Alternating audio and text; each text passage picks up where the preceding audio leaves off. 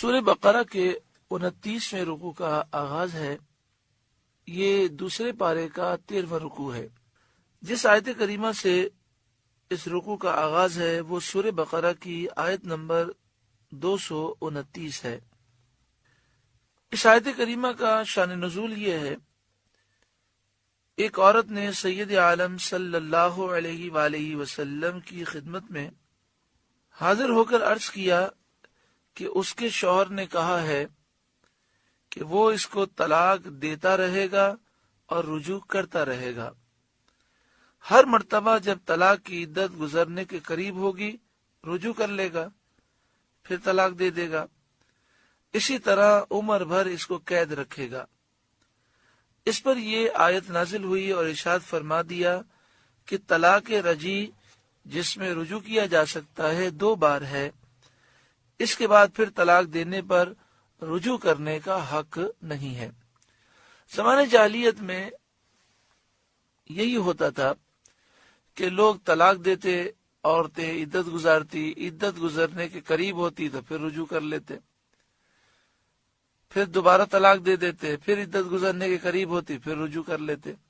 اس طرح ساری زندگی اس کے لیے مصیبت بنا دیتے۔ تو یہ حکم نازل ہو گیا الطلاق مرتان، یہ طلاق رجعی 2 بار تک ہے، یعنی وہ طلاق جس میں رجوع ہو سکتا ہے وہ صرف 2 ہی ہیں۔ فَإِمْسَاكُمْ بِمَعْرُوفٍ أَوْ تَسْرِيحٌ بِإِحْسَانٍ، پھر بھلائی کے ساتھ روک لینا ہے۔ 2 طلاقیں دے دیں تو اب رجوع کر کے روک سکتا ہے۔ یہ مسئلہ یاد رکھیں کہ اگر ایک طلاق رجعی دی ہو اور عدت میں دوبارہ رجوع کر لیا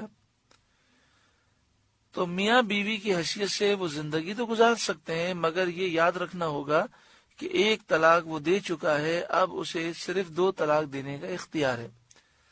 اور اگر 2 طلاق رجعی دے چکا اور پھر رجوع کر لیا تو 2 طلاقیں وہ دے چکا ہے، اب اسے اختیار صرف 1 طلاق کا ہوگا۔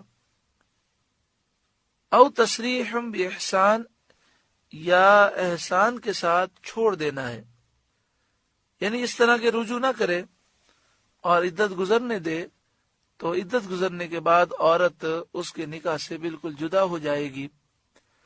یہاں سے ایک مسئلہ یہ معلوم ہوا کہ اگر طلاق رجعی 1 دی ہو یا 2 دی ہوں اور عدت کے دوران رجوع نہ کرے تو عدت گزرنے کے بعد عورت آزاد ہو جاتی ہے، اسی شوہر سے دوبارہ نکاح کرنا چاہے تو بھی اجازت ہے، اور دوسری جگہ نکاح کرنا چاہے تو بھی اجازت ہے۔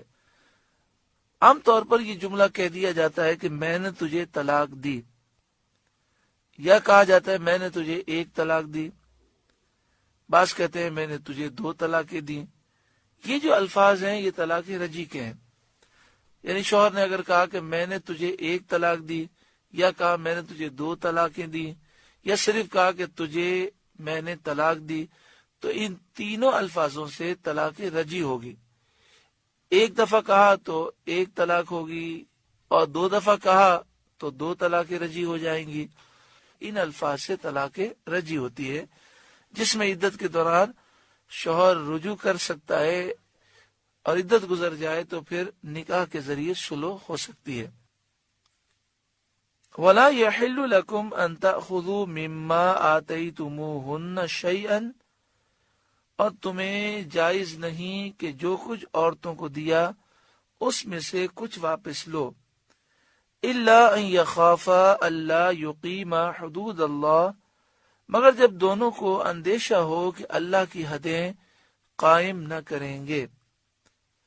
فَإِنْ خِفْتُمْ أَلَّا يُقِيمَا حُدُودَ اللَّهِ، پھر اگر تمہیں خوف ہو کہ وہ دونوں ٹھیک انہی حدوں پر نہ رہیں گے، فَلَا جُنَاحَ عَلَيْهِمَا فِي مَا افْتَدَتْ بِهِ، تو ان پر کچھ گناہ نہیں اس میں جو بدلہ دے کر عورت چھٹی لے۔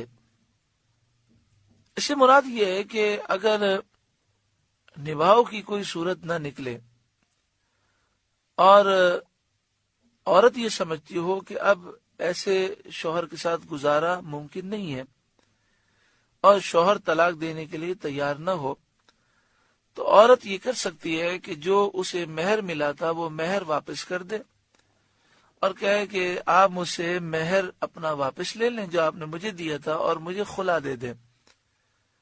اگر شوہر یہ کہہ دے کہ میں نے آپ کو خلا دی تو وہ مہر کی رقم عورت کو واپس کرنی ہوگی جس پر معاہدہ ہوا، اور خلا لفظ کہنے سے ایک طلاق بائن واقع ہو جائے گی۔ طلاق بائن کے جو مسائل ہیں وہ ہم اس سے پہلے سمجھ چکے ہیں۔ یہاں پر یہ مسئلہ یاد رکھیں کہ اگر غلطی شوہر کی ہو تو خلا دیتے ہوئے، طلاق دیتے ہوئے مال لینا یہ منع ہے، اور اگر غلطی عورت کی طرف سے ہو تو شوہر خلا کے بدلے میں مال حاصل کر سکتا ہے، لیکن جتنا مہر میں دیا ہے اتنا ہی حاصل کر سکتا ہے، اس سے زائد کا مطالبہ کرنا منع ہے۔ تلک حدود اللہ فلا تعتدوها، یہ اللہ کی حدیں ہیں، ان سے آگے نہ بڑھو۔ ومن یتعد حدود اللہ، جو اللہ کی حدوں سے آگے بڑھے، فاولئک هم الظالمون، تو وہی لوگ ظالم ہیں۔ آج ہمارے معاشرے میں ایک برائی یہ پیدا ہو گئی کہ بعض نادان، جاہل، بے وقوف خواتین، بڑے سخت الفاظ ہیں لیکن یہ الفاظ اس لیے ہیں تاکہ اس عمل سے ہمارے دل میں نفرت پیدا ہو۔ بعض نادان خواتین وہ بات بات پر طلاق کا مطالبہ کرتی ہیں، اور ان کی زبان پر یہ لفظ بار بار آتا ہے، یہ انتہائی نادانی ہے۔ اور طلاق کا مطالبہ کرنا بغیر شرعی اجازت کے یہ اتنا بڑا جرم ہے کہ حدیث پاک میں ہے، ترمذی شریف کتاب الطلاق باب ما جاء فی المختلعات، حدیث نمبر 1191، عن ثوبان ان رسول اللہ صلی اللہ علیہ وآلہ وسلم قال، حضرت ثوبان رضی اللہ تعالیٰ عنہ سے روایت ہے، نبی اکرم صلی اللہ علیہ وآلہ وسلم نے ارشاد فرمایا، ایما امرات سألت زوجہا طلاقا من غیر بأس، جو کوئی عورت بغیر حاجت کے، بغیر شرعی اجازت کے طلاق کا مطالبہ کرے، فحرام علیہا رائحۃ الجنہ، تو ایسی عورت پر جنت کی خوشبو حرام ہے۔ جنت میں جانا تو دور کی بات ہے، جنت کی خوشبو بھی وہ نہیں پا سکتی، وہ اتنا دور ہو جائے گی جنت سے۔ حدیث پاک میں ہے کہ جنت کی خوشبو 500 سال کی مسافت تک آئے گی۔ تو آپ سوچیں کہ بات بات میں جو خواتین طلاق کا مطالبہ کرتی ہیں اور ان کو مطالبے کا شرعی طور پر حق بھی نہیں ہوتا، وہ کتنی بد نصیب خواتین ہیں اور کتنا وہ اپنا نقصان کر رہی ہیں۔ ہاں، ایک مسئلہ ایسا ہو کہ شوہر ظالم ہو اور وہ نبھانے کے لیے تیار ہی نہ ہو اور صلح کی ساری کوششیں ناکام ہو گئی ہوں، تو پھر اس صورت میں عورت اپنی جان چھڑانے کے لیے طلاق کا مطالبہ کرے، خلا کا مطالبہ کرے، وہ الگ بات ہے۔ لیکن اس کا بھی طریقہ ہوتا ہے کہ بڑے لوگوں کو بیچ میں ڈالا جائے اور سارے راستے دیکھ لیے جائیں اور آخر کر کوئی صورت نہ نکلے تو پھر دونوں خاندان کے افراد مل کر وہ یہ مطالبہ کریں کہ اس رشتے کو ختم کیا جائے تاکہ یہ معاملات حل ہو جائیں۔